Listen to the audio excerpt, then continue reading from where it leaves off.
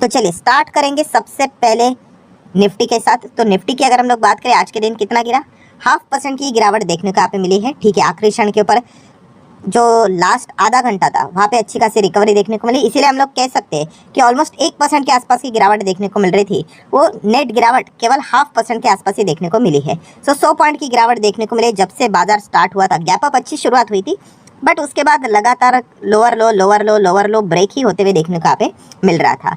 सो ठीक है, 100 पॉइंट की गिरावट कोई ज़्यादा सीरियस गिरावट नहीं है, इतना हम लोग यहाँ पे झेल सकते हैं। अभी आ जाते बहुत ही इंपॉर्टेंट पॉइंट के ऊपर। कौन सा? तो यस, FOMC की बैठक कल के दिन हम लोगों को उसका कंक्लूजन सामने आते हुए देखने को मिला। उसके ऊपर मैंने आखिरी में वीडियो भी बनाया था, बट वो आधा ही वीडियो था। मैंने आप लोगों को बताया था कि रेट हाइक हुआ है या नहीं हुआ है, अगर हुआ है तो कितना हुआ है, उसको हम लोगों ने कवर किया था। 25 बेसिस पॉइंट का रेट हाइक होते हुए देखने को मिल चुका है, जो कि पूरा दुनिया भर के जितने भी लोग थे वो ये एक्सपेक्टेशन लेकर यहाँ पे चल रहे थे, तो वैसा ही हुआ। सबसे ज़्यादा इंपॉर्टेंट कीमती चीज़ क्या थी? यस, पॉवेल जी एंड उनकी कॉमेंट्री। अगर आपने कल के दिन का उनका जो स्पीच यहाँ पे सुना होगा एंड उनकी प्रेस कॉन्फ्रेंस अगर आपने देखी होगी, ठीक है, तो इसके चलते आपने बाद में विटनेस किया होगा कि बाजार पहले तो नॉर्मल ऐसा चल रहा था, फिर पहले ज़बरदस्त तेजी आई, फिर उसके बाद वापस ज़बरदस्त गिरावट यहाँ पे आ गई। तो इस प्रकार की बहुत सारी घटनाएं होती हुई देखने को मिली है। इसको मैं थोड़ा सा आसान भाषा में आप लोगों के सामने कुछ चीज़ें यहाँ पे रखना चाहूँगा। ये जो चार्ट पैटर्न मैंने बनाया है, ठीक है, आप यहाँ पे भी देख सकते हैं। देखिए, डाउ जोन्स की हम लोग बात करें तो पहले तो बहुत अच्छा खासा यहाँ पे देखने को मिल गया, बट उसके बाद वापस हम लोग को प्रॉफिट बुकिंग होते हुए देखने को मिली। तो ऐसा एग्जैक्टली हुआ क्या, उसके पीछे का रीज़न क्या है, लॉजिक क्या है, A to Z सारी इन्फॉर्मेशन को हम लोग कवर करेंगे। तो चलिए सबसे पहले हम लोग यहाँ पे बात करेंगे 25 बेसिस पॉइंट का रेट हाइक हुआ, ये यहाँ पे पहली खबर आई एंड उसके चलते बाजार में कोई रिएक्शन नहीं हुआ क्योंकि वो वेल एक्सपेक्टेड चीज़ थी। देन हम लोग बात करेंगे सेकंड इंपॉर्टेंट चीज़ क्या होती है। तो यस, पॉवेल जी की अपनी जो स्पीच थी वो स्टार्ट हुई। स्पीच मतलब जो कुछ पॉइंट्स रहते हैं, 15-20 मिनट तक वो बोलते रहते हैं कि ऐसा है वैसा है ये है वो है, वो अकेले अपने साइड से बोलते रहेंगे। एंड वो जो उनकी स्पीच थी दोस्तों, यस, वो डेफिनेटली अच्छी थी। और जैसे मैं हमेशा कहता हूँ कि मेरे बोलने से कुछ नहीं था, मार्केट ही इस चीज़ का रिएक्शन दिखाता है कि ज़बरदस्त हम लोग को तेज़ी देखने को मिली थी। लगातार यहाँ पे मार्केट बढ़ रहा है बढ़ रहा है बढ़ रहा है बढ़ रहा है बढ़ रहा है और बढ़ते ही चला गया। उसमें अगर देखा गया सबसे इंटरेस्टिंग एंड अच्छा वाला पॉइंट ये था कि रिसेशन, ये दोस्तों रिसेशन का जो खतरा अमेरिकन बाजार में देखने को मिल रहा था, तो वो फिलहाल यहाँ पे देखने को नहीं मिलेगा। ये एक पॉइंट फिलहाल तो उन्होंने सामने यहाँ पे रखा है, वो एक चीज़ हम लोग को देखने को यहाँ पे मिली है। एंड उनके बॉडी लैंग्वेज की अगर हम लोग बात करें, जो उन्होंने पॉइंट सामने रखे थे बाजार के सामने, मतलब स्पीच के दरमियान, तो वो भी हम लोग को पॉजिटिव ही देखने को यहाँ पे मिले थे। मतलब ऐसा लग रहा था कि शायद से, ओके मैं अगेन रिपीट कर रहा हूँ कि शायद से ये लास्ट रेट हाइक हो सकता है करके। ठीक है, होगा नहीं होगा वो किसी को भी पता नहीं होता क्योंकि सिचुएशन के हिसाब से खेलना पड़ता है।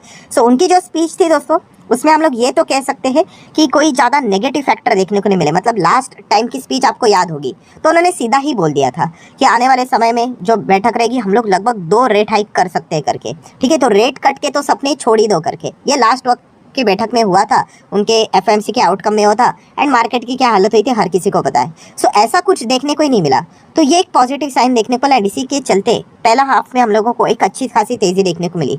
बट आप सभी लोगों को पता ही है, इसके चलते हम लोगों ने खुश नहीं होना होता है क्योंकि यस, उसके बाद असली खेल स्टार्ट होता है, वो होता है KBC मतलब सवाल जवाब की सामने प्रेस कॉन्फ्रेंस जो रहती है, ठीक है, वो उनको सवाल पूछना यहाँ पे स्टार्ट कर देते हैं। अभी अगर आपने प्रेस कॉन्फ्रेंस कल की देखी होगी, कुछ लोग ऐसे लिटरली थे दोस्तों कि मतलब लिटरली वाहियात सवाल पूछ रहे थे उनको, मतलब उसका कोई सेंस है ही नहीं कि वो जवाब ही नहीं दे सकते। जैसे कि किसी ने तो पूछा कि क्या रेट कट होगा क्या। अरे रेट कट ऐसा डायरेक्टली कौन पूछता है? मतलब आप समझ रहे हो कि रेट बढ़ता है, उसके बाद रेट हाइक भी नहीं होता है, कट भी नहीं होता है, न्यूट्रल गियर में गाड़ी चली जाती है। ठीक है, उसके बाद रेट कट की बातें आप कर सकते हो। तो ऐसे सवाल के जवाब वो कैसे देंगे? तो लिटरली वेस्ट ऑफ सवाल। हम लोग को भी बहुत सारा टाइम पास भी देखने को मिला। तो उन्होंने भी वही बोला कि रेट कट के बारे में हम लोग ऐसा यहाँ पे बोल नहीं सकते। जो भी डेटा सामने आएगा दोस्तों, ठीक है, मतलब आने वाले समय में क्या और एक रेट हाइक होगा, तो इससे रिलेटेड उन्होंने ये भी कहा है कि डेटा देखकर हम लोग बात करेंगे। लास्ट टाइम उन्होंने तो सीधा बोला था कि 2 रेट हाइक होंगे, वैसा तो कुछ उन्होंने बोला नहीं, वो एक अच्छी चीज़ें है। बट यस, उन्होंने ये ज़रूर बोला है कि हम लोग डेटा देखकर ही डिसीजन लेंगे, ऐसा हम लोग एडवांस में ऐसा बोल नहीं सकते। एंड देखा गया तो वो तो एक कॉमन सेंस वाली बात है। तो इसी चीज़ के चलते धीमे धीमे हम लोगों को वापस प्रॉफिट बुकिंग यहाँ पे देखने को मिली। बाजार क्या चाहता था कि हाँ, कि शायद से आखिरी रेट हाइक होकर के कुछ तो कन्फर्मेशन मिले, तो ऐसा कोई कन्फर्मेशन देखने को नहीं मिला। एंड देखा गया तो पॉवेल जी ने जो बोला है वो कोई गलत नहीं बोला है, क्योंकि अभी आप मार्केट को खुश करने के लिए बोल सकते हैं अरे हाँ ये तो आखिरी रेट हाइक था, चांसेस इसके आखिरी रेट हाइक के थे। तो इसके चलते क्या होता, ऑब्वियसली बाजार और ज़बरदस्त भागता। एंड मान लीजिए अगर बाद में जो इन्फ्लेशन का डेटा आता वो अगर जैसा सोचा था वैसा नहीं आया तो फिर वापस यू टर्न लेना पड़ेगा। तो जितना बाजार भागता उससे डबल गिर जाता और बाद में पॉवेल जी को ही सवाल पूछे जाते। तो ऑब्वियसली ऐसे फ्यूचर की बातें बहुत ज़्यादा यहाँ पे बोली नहीं जाती है। जो एक्सपेक्टेशन था ना दोस्तों, वैसी चीज़ बोली गई है। ज़्यादा नेगेटिव नहीं, एक्सट्रीमली पॉजिटिव भी नहीं, वेल बैलेंस हम लोगों को सारी चीज़ें देखने को यहाँ पे मिली है।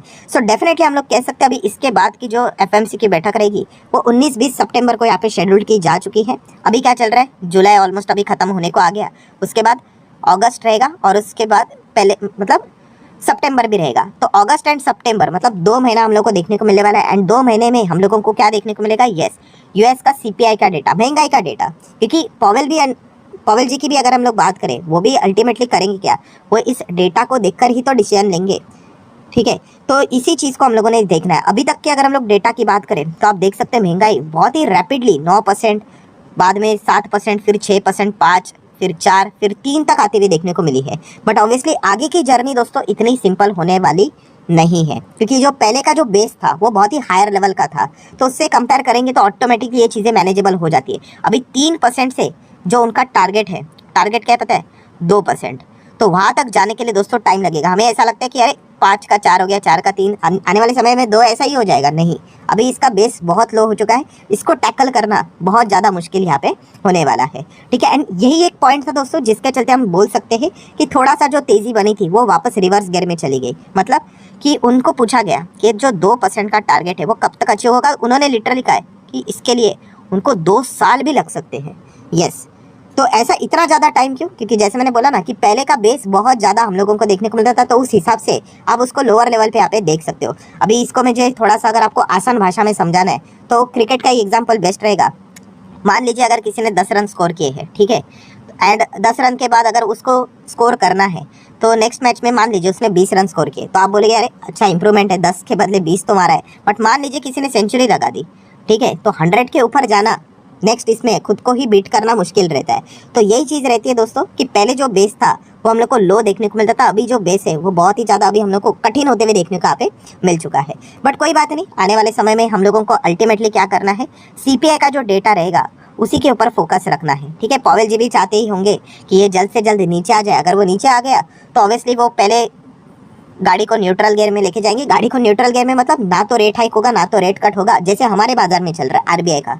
एंड उसके बाद ऑटोमेटिकली फिर धीमे धीमे रेट कट होना स्टार्ट यहाँ पे हो जाएगा, जो कि बॉन्ड मार्केट से भी हम लोग थोड़ा बहुत अंदाजा लगा सकते हैं। तो ये कल के दिन का ये पूरा आउटकम हम लोग को देखने को मिला। पर्सनली अगर मैं बात रखूँ अपनी सामने तो मुझे ऐसा लगता है कि ठीक है, ऐसी कोई बुरी खबर भी देखने को नहीं मिली और ना ही कोई अच्छी भी खबर देखने को मिली। जैसे एक्सपेक्ट किया था 25 भी सामने आ गया। एंड जो वेल एक्सपेक्टेड चीज़ें रहती है, डेटा देखकर ही हम लोग डिसीजन लेंगे, वही चीज़ें उन्होंने यहाँ पे बोली है। तो ज़्यादा कोई पैनिक करने की भी ज़रूरत नहीं है। ठीक है, तो ये एक अच्छा खासा पॉइंट हम लोग को देखने को यहाँ पे मिला है। सो ठीक है, पहला वाला ये पॉइंट हो गया। अभी हम लोग बाकी चीज़ों को कवर कर लेते हैं। आ जाते हैं दोस्तों कुछ स्टॉक्स स्पेसिफिक चीज़ों को कवर कर लेते हैं, जैसे कि महिंद्रा एंड महिंद्रा। लगभग 6 से 7% ज़बरदस्त ये स्टॉक क्रैश हुआ। बहुत बड़ी कंपनी, आप सभी लोगों को पता है, निफ्टी 50 वाली कंपनी है। ऑटो सेक्टर में अगर देखा गया तो बहुत आप बोल सकते हैं अच्छा परफॉर्मेंस ये कंपनी देती है। जैसे ब्रेकआउट यहाँ पे होते हुए देखने को मिला था, कौन सा वाला, 2018 का ही ऑटो सेक्टर वाले है ना, उसके बाद रॉकेट की तरह ऊपर भागेगा। ये सारी चीज़ें ऑलरेडी मैं कवर कर चुका था। एंड महिंद्रा ग्रुप कोई अलग से इंट्रोडक्शन की ड्यू डिलिजेंस की जरूरत यहाँ पे नहीं है। सो एक क्रैश तो यहाँ पे जरूर हुआ है, इसके चलते डरने की जरूरत नहीं। बट येस, उन्होंने जो फैसला लिया है वो मार्केट को बिल्कुल अच्छा नहीं लगा। कौन सा फैसला, कल के दिन ही खबर सामने आई थी कि वो 3.5% स्टेक आरबीएल बैंक में खरीद रहे हैं, लगभग 417 करोड़ के हिसाब से।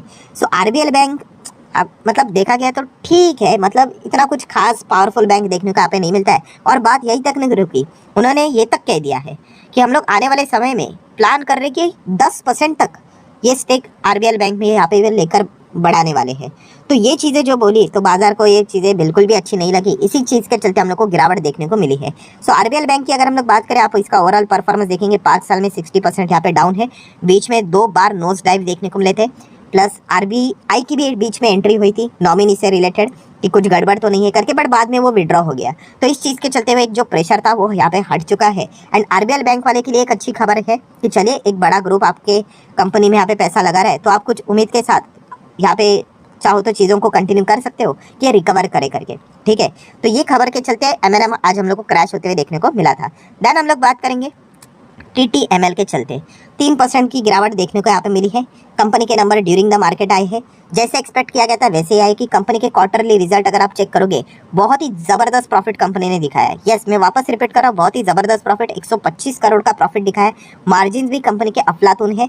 बट यस, इनकी सबसे बड़ी प्रॉब्लम क्या है कि इतना कमाल का प्रॉफिट 125 करोड़ हाथ में टिकता ही नहीं है। अल्टीमेटली क्या हो गया, 300 करोड़ का नुकसान। ऐसा क्यों?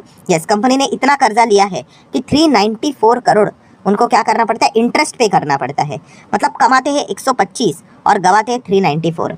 ठीक है, तो ये सबसे बड़े इनका सरदर्द यहाँ पे बन चुका है, इसीलिए कंपनी कभी उभरती ही नहीं। एंड ये आज की बात नहीं, इसके पहले भी अगर आप देखोगे प्रॉफिट प्रॉफिट प्रॉफिट ही देखने को मिलेगा, कुछ गड़बड़ नहीं है। बट नीचे भी अगर आप जाओगे तो वो भी आप लोगों को क्या देखने को मिलेगा, लॉस लॉस लॉस और सिर्फ लॉस ही देखने को मिलेगा। तो ये सबसे बड़ी प्रॉब्लम TTML जैसी कंपनी के यहाँ पे बनी है। ये कंपनी में जान तभी वापस लौट के आ सकती है अगर ये अपना इंटरेस्ट एक्सपेंस से रिलेटेड अगर कुछ चीज़ें की तो।